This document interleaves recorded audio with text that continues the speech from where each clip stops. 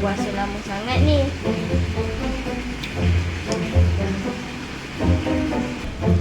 Memanglah rasa lapar. Sebab kau fikir nak buka je nak makan. Sabar macam mana?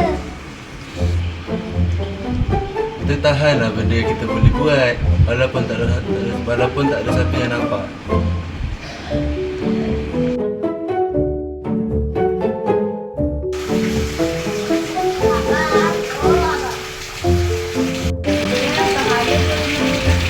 Bukan ada dia macam orang yang marah boleh jadi sabar, orang yang bodoh boleh jadi tenang. Itu.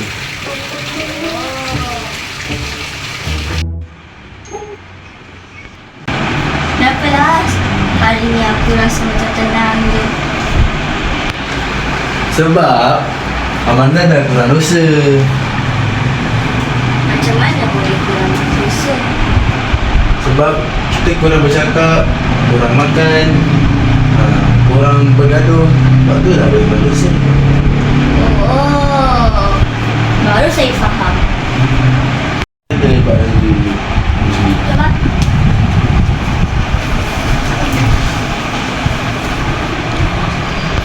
selain itu abang, Ramadan juga boleh mengingatkan kita pada orang yang lapar. Contoh macam kita lapar, kita ingat ada orang lapar setiap hari. jadi Ramadan mengingatkan kita orang-orang yang bersusah hati juga. Ya, jadi pemurah hati. Ramadan ni juga boleh kita jadi pemurah lah. Kita jadi boleh sedekah ke orang. Kita ingat orang-orang yang susah. Kita lapar masa tu. Oh, baiklah kalau begitu. Guys, jadi terima kasih kepada korang yang telah melihat video-video tadi. Jadi apa yang korang dapat daripada video-video kelebihan Ramadan tadi? Apa je Manda? Apa je yang Manda faham? Sabar, mengetahui orang-orang yang susah dan lain-lain. Jadi jangan lupa like Subscribe, and share. tekan lonceng guys. Bye. Bye. Woo.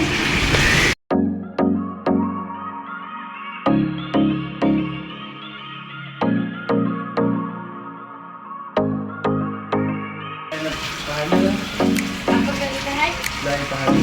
Kelebihan? Selain tak pahala. Pegang apa? Rakam semua lah ni ada orang ini. Anda rakam anda yang ini.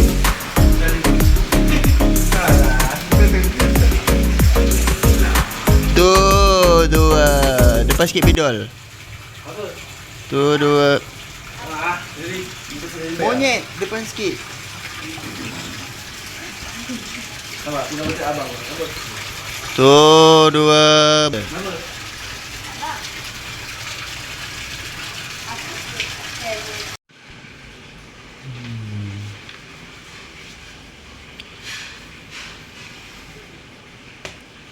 Dah lah.